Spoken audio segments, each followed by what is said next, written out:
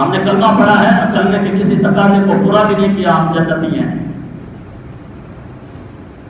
ہم نے رسول اللہ صلی اللہ علیہ وآلہ وسلم سے محبت کی ہے، حضور کی غلامی کا حق ادا نہیں کیا اور کہتے ہیں ہم جنتی ہیں۔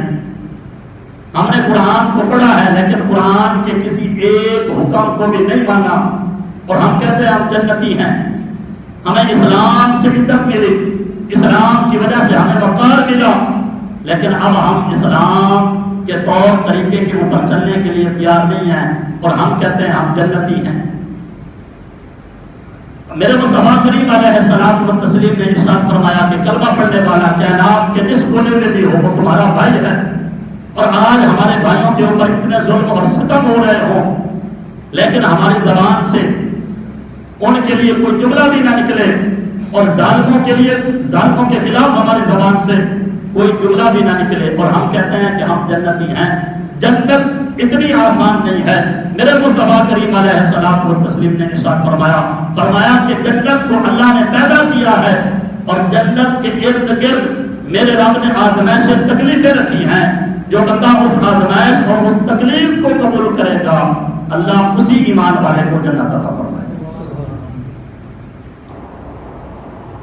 ہمارے بچے ہیں، ان کی صورتحال کیا ہے؟ ہمارے بچوں کو 12، 13، 14 سال تک ان کے ہاتھوں سے کھلونے نہیں چھوٹتے، لیکن قربان جائیں فلسطین اور غزہ کے ان مظلوم بچوں کے اوپر جو تو شہید ہو گئے، ان کی عظمتوں کو سلام ہے، اور جو چھوٹے بچے بچ گئے ہیں وہ ہاتھ میں کھلونا نہیں اٹھاتے۔ ویڈیو موجود ہے سوشل میڈیا پہ، آپ دیکھ لینا، وہ ہاتھوں میں کھلونا نہیں اٹھا رہے۔ جو بھی بچہ بن جاتا ہے وہ اپنے ہاتھ میں اللہ کا قرآن لے کر پڑھتا ہے، اس لیے کہ تربیت کی گئی ہے۔ ہمارے تو بڑے جو ہیں جن کے پاس اقتدار ہے، مال و دولت ہے، ہتھیار ہیں، ایٹم ہے، سب کچھ ہے، ان کی زبانیں گونگ ہیں، لیکن وہ فلسطین کے وہ مظلوم بچے کہ جن کے پاس کچھ بھی نہیں ہے سوائے ہاتھ میں پتھروں کے، چھوٹے چھوٹے پتھروں کے، وہ بھی جب بات کرتے ہیں تو وہ کہتے ہیں کہ حسبنا اللہ و نعم الوکیل۔ ہمیں یہودیوں کو، ان اسرائیلیوں کے، ان کے کسی ایٹم کی پرواہ نہیں ہے، کسی ٹینک کا ہمیں کوئی خوف نہیں ہے، حسبنا اللہ، ہمارے لیے اللہ کافی ہے۔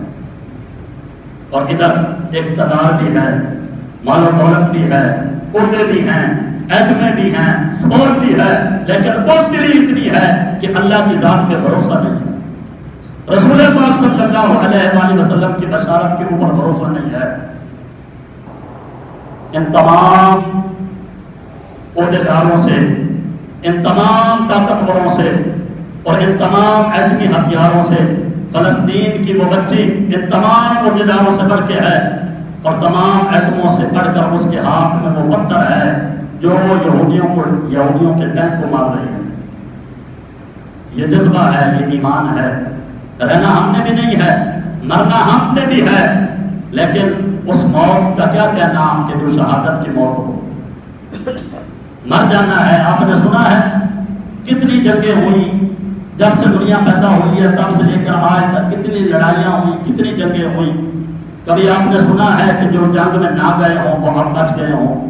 مر تو وہ بھی گئے ہیں کہ جو جنگوں میں نہیں، جنہوں نے اپنے آپ کو بڑا بچایا، بڑی احتیاطیں کی، مر تو وہ بھی گئے، لیکن جو میدان جہاد میں نکلے، شہادت انہیں بھی ملی ہے، لیکن موت میں فرق ہے کہ جو ویسے مرے ان کا نام لینے والا کوئی نہیں ہے، اور جو شہادت کی موت مرے اللہ نے آسمان تک ان کے ذکر کو بلند کیا۔